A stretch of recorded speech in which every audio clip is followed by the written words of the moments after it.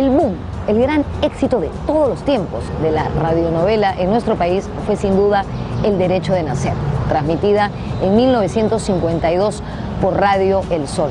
Estuvo al aire 10 meses. Originalmente era una producción que se había estrenado en La Habana, Cuba, en 1948.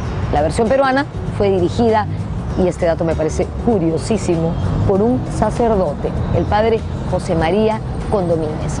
Su historia, como la de cualquier fotonovela, radionovela o telenovela que se respete, era un melodrama. Un niño, nacido de un amor prohibido, era salvado de la muerte por su nana negra, Mamá Dolores, quien lo cuidó, lo protegió y le dio estudios hasta convertirlo en un gran médico.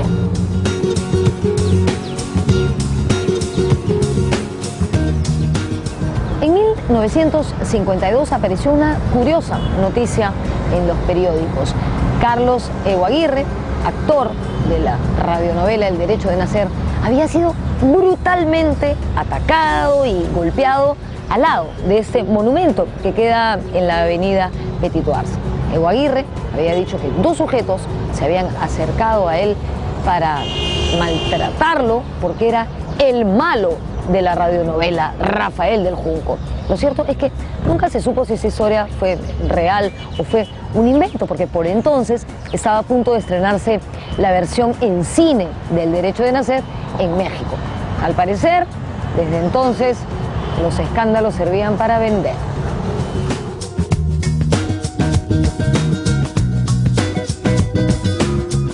Una época importante en la historia de Radio Nacional fue cuando estuvo bajo la dirección del poeta César Miró. El eslogan que acuñó Miró daba cuenta de sus planes: la educación al alcance de todos. Con este propósito, se realizaron 2 importantes producciones. La primera fue una serie de radioteatros sobre la vida de personajes históricos y adaptaciones de novelas peruanas. La segunda producción se llamó La Universidad en el Aire. Ambos proyectos fueron diseñados por el gran literato Augusto Tamayo Vargas. Mi padre diseña y propone un par de programas que desarrolla. Uno que se llama La Universidad en el Aire, que tenía como propósito llevar a la radio una extensión de la universidad. Entonces, ofrecer a través de la Radio Nacional, cursos, cursillos, conferencias, y desarrolla otro muy simpático de adaptar novelas y acontecimientos históricos peruanos a la radionovela. Entonces tiene alguno dedicado a Sánchez Carrión y a otras figuras de la historia.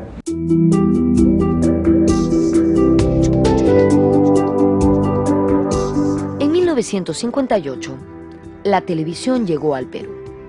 Como era lógico, la radio sintió el impacto de la llegada de este novedoso medio de comunicación.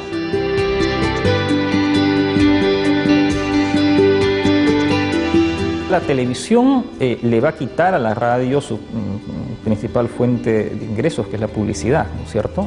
El grueso de la publicidad se va a ir con la televisión. Las estrellas de la radio van a pasar a la televisión, ¿no? Las estrellas de los radioteatros van a pasar a las telenovelas. Algunos locutores como Martínez Morotini se van a convertir en maestro de ceremonias.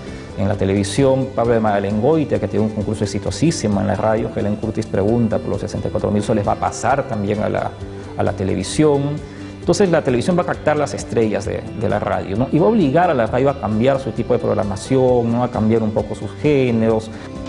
Tengo ganas de reír, disfrutar de un nuevo día, que al mundo... La televisión traía por consiguiente la imagen, cosa que no teníamos en la radio. Y entonces entra la televisión con fuerza, con mucha fuerza, y la radio se va como que, ahora se dice en los criollos, chupando.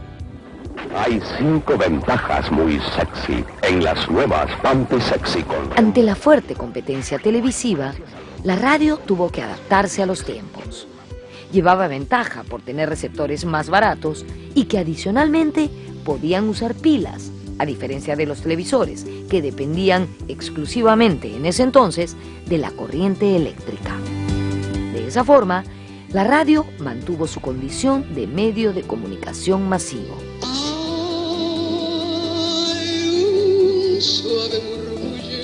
La radio en sí es un medio de comunicación instantáneo. La gente que hace televisión tiene que reconocer de que muchas veces la radio llega primero, como que en realidad llega por las ondas hertzianas, ¿no?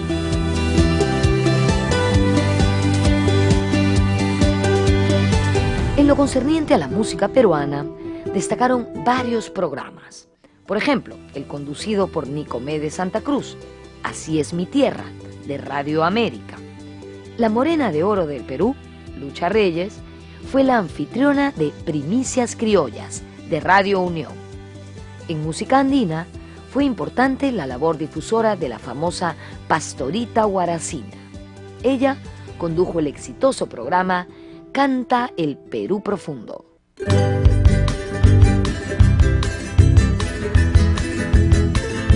Pero la música popular andina se va a empezar a escuchar a partir de los años 50 de manera continua en un programa que se llama El Sol en los Andes, que va a emitir Radio El Sol. Y ahí va a ser muy importante Pizarro Cerrón, que va a ser prácticamente el gran difusor de estas manifestaciones populares andinas. Pero también va a ser importante Radio Nacional y la revista Folklore, que van a convocar también en los años 50 varios concursos de música popular andina, que van a tener mucha acogida.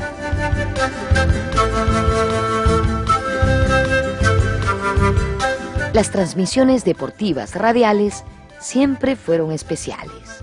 En ellas, como hasta hoy, la labor de locutores y reporteros fue gravitante. Pero si hay que hablar de un programa que revolucionó las transmisiones deportivas, ese fue Ovación.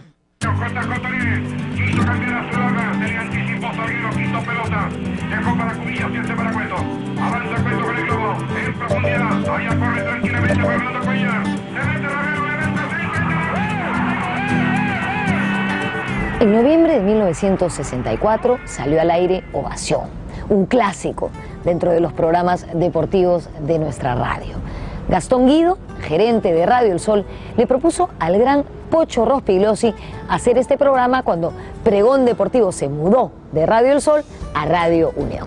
Así, Pocho reclutó periodistas y locutores y se lanzó a esta aventura.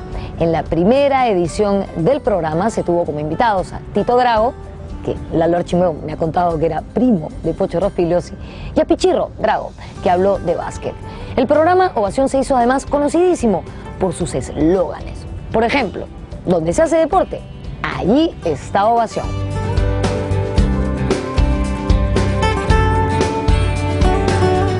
Lo que pasa es que con ese cambio y esa competencia que hubo, Pregón Deportivo, la salida de Ovación con Pocho Rospigliosi, bueno, fue ganando, con esa velocidad, digo, insisto, de la información, de la variedad de voces, eso de llamar a, digamos, por decir Argentina y conectar al jugador con su mamá en la casa, era una cosa que te ponía la piel de gallina.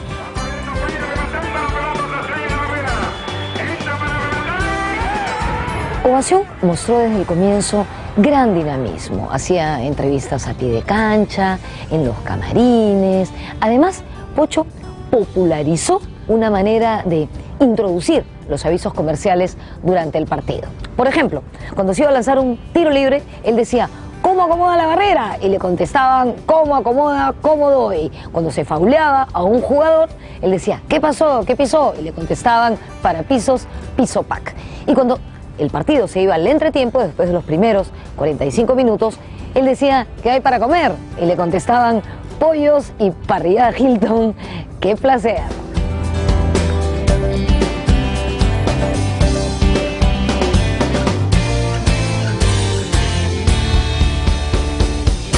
Ovación cubrió los eventos deportivos nacionales e internacionales durante la década del 70 y 80. Su éxito coincidió con el de muchas disciplinas deportivas. Entre sus locutores y comentaristas estuvieron Roberto Segarra, Lucho Isuski, Vides Mosquera, Elejalder Godos, y hasta un joven Gonzalo Núñez.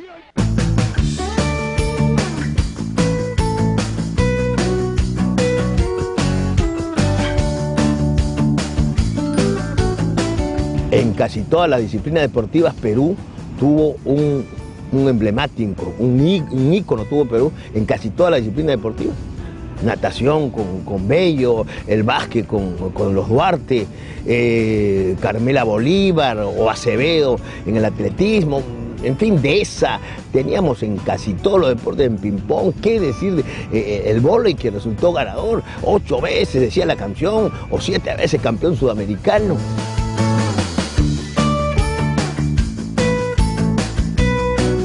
A fines de los años 60, Gerardo Manuel Rojas, un precoz discjockey, condujo un programa musical en Radio Miraflores llamado La Hora Pirata. Allí se emitían canciones en versiones originales. Algunas podían durar casi hasta 20 minutos. Gerardo Manuel es considerado una leyenda en la historia de la radio en el Perú.